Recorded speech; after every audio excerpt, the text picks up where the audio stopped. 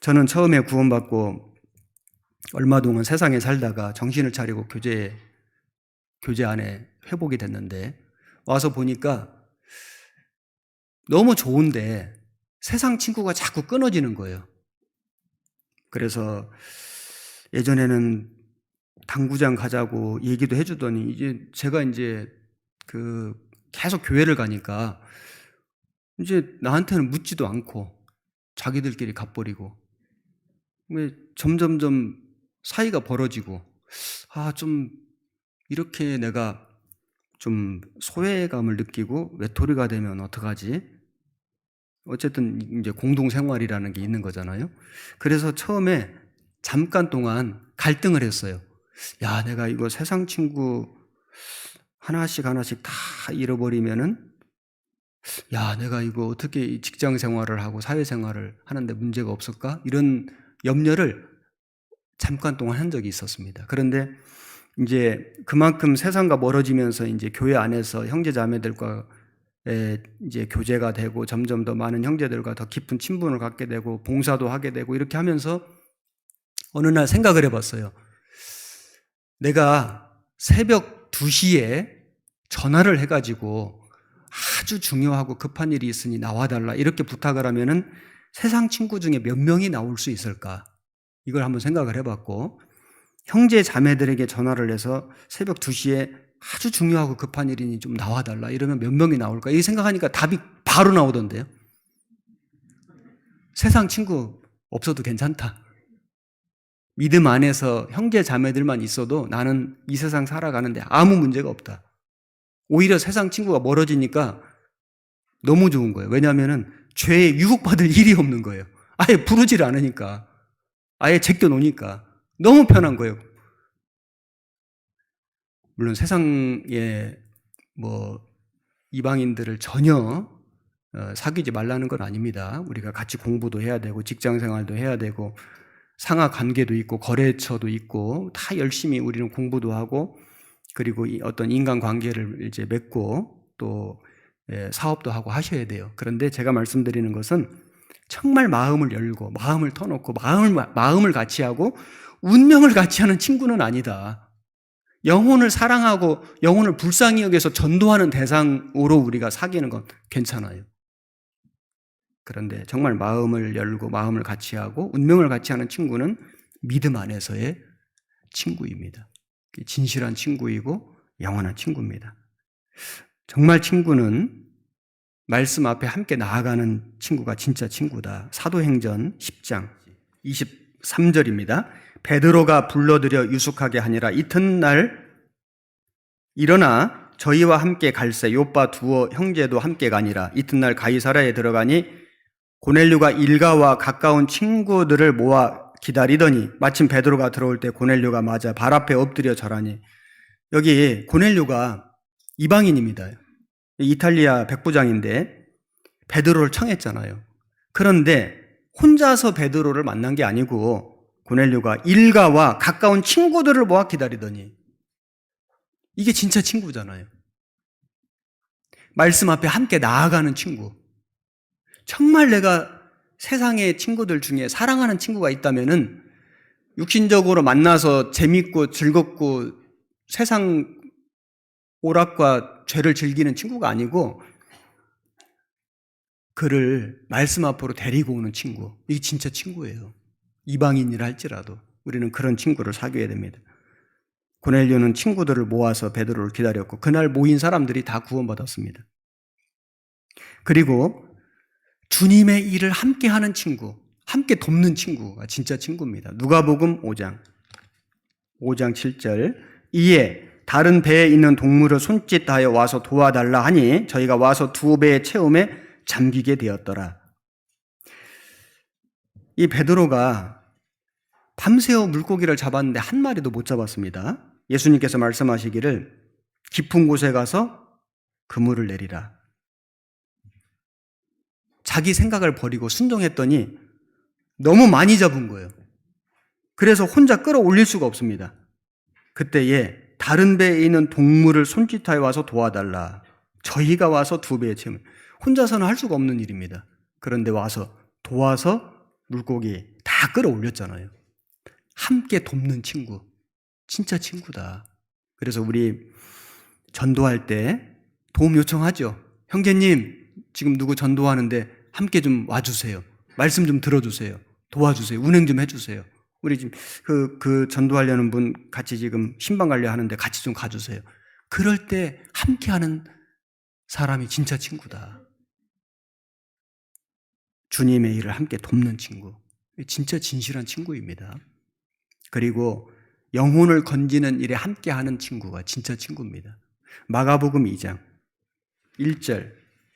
수일 후에 예수께서 다시 가버나움에 들어가신 집에 계신 소문이 들린지라 많은 사람이 모여서 문 앞에라도 용신할 수 없게 되었는데 예수께서 저에게 도를 말씀하시더니 사람들이 한 중풍병자를 4사람에게 메어가지고 예수께로 올세 무리를 인하여 예수께 데려갈 수 없으므로 그 계신 곳에 지붕을 뜯어 구멍을 내고 중풍병자의 누운 상을 달아내리니 예수께서 저희의 믿음을 보시고 중풍병자에게 이르시되 소자야 네 죄사함을 받았느니라 하시니.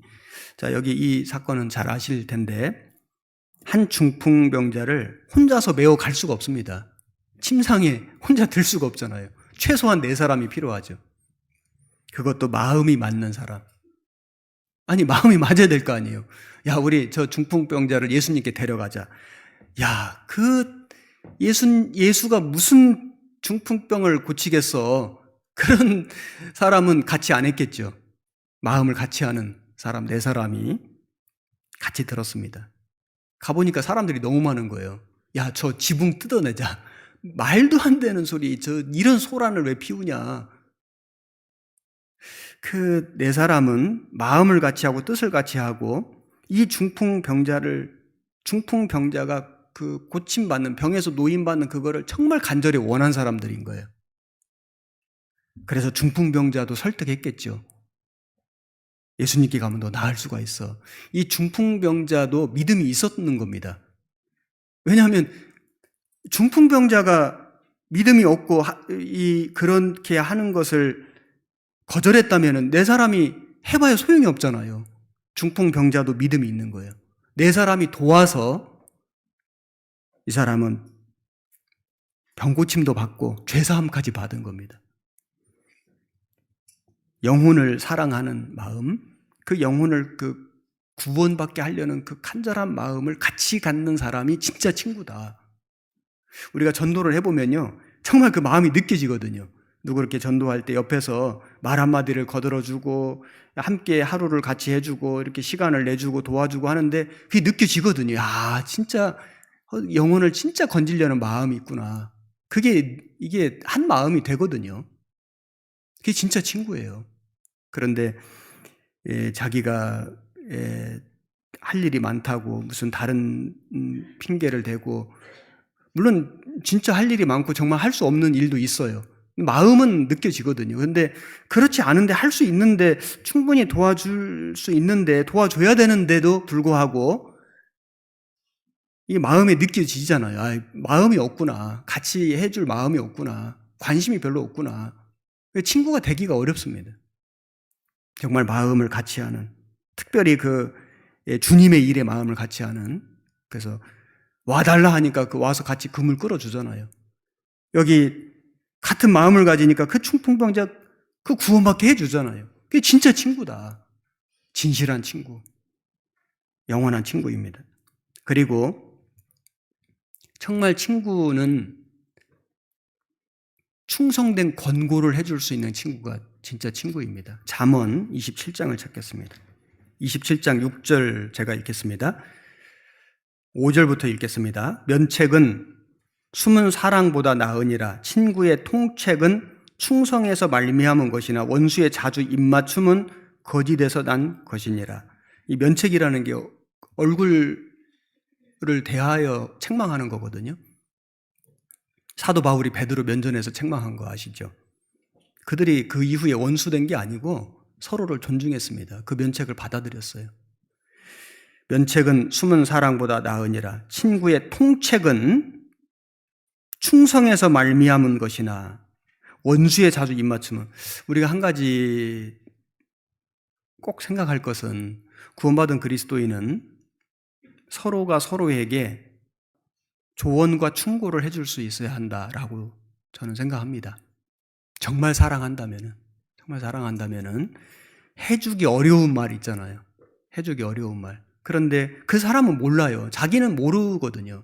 모르니까 그런 어떤 언어 습관, 행동 습관을 계속하는 거거든요. 알면 그렇게 하겠습니까? 모를 수가 있거든요. 모르는 게 있습니다. 저 자신도 제가 하는 걸 잘 모를 수가 있거든요. 서로가 서로에게 우리는 조언해주고 충고해주는 사람이 돼야 이 진짜 친구다. 그런데 그냥 좋은 말 해주고 분명히 좀 아쉬운 게 있는데 좀 고쳤으면 좋겠는데 그것 때문에 다른 사람들이 조금씩 마음에 이렇게 상처가 되는데 그걸 그냥 좋은 관계 유지하려고 나하고 그 사람하고 불편해지지 않으려고 그냥 계속 그냥 놔두는 거예요. 그게 진짜 그 사람을 사랑하는 것인가? 뭐 이렇게 사소한 거 말고요. 우리가 사소한 실수와 잘못은 얼마든지 사실 저 자신도 그렇고 할 수 있잖아요. 일회적인 이런 거 말고 정말 좀 중요한 다른 형제 자매들에게 영향을 미치는 또 교회적으로 문제가 될 수 있는 그런 일들이 있을 때 정말 많이 기도하고 제 감정이 아니고 이렇게 미운 마음 이런 거 있을 때는 말하지 않거든요. 그런 게 아니라 정말 기도하고 교회를 위해서 그 상대방을 정말 위해서 정말 필요한 말이라면은 저는 하려고 노력을 했다고 생각합니다. 그런데 그런 어떤 그 교제를 한 이후에 관계가 불편해지거나 문제가 생긴 적은 제 기억에는 단 한 번도 없었다고 생각됩니다. 그래서 우리는 서로에게 면책과 통책을 하는 것이 진짜 친구다. 그게 정말 그 사람을 사랑해서 하는 것이다. 그걸 알거든요. 당장 들을 때는 그게 쓴 소리이기 때문에 마음이 조금 불편하고 속상할 수는 있어요. 그런데 조금만 생각해 보면 진짜 그 형제님이 그 자매님이 진짜 나를 생각해서 나를 사랑해서 해주신 얘기구나.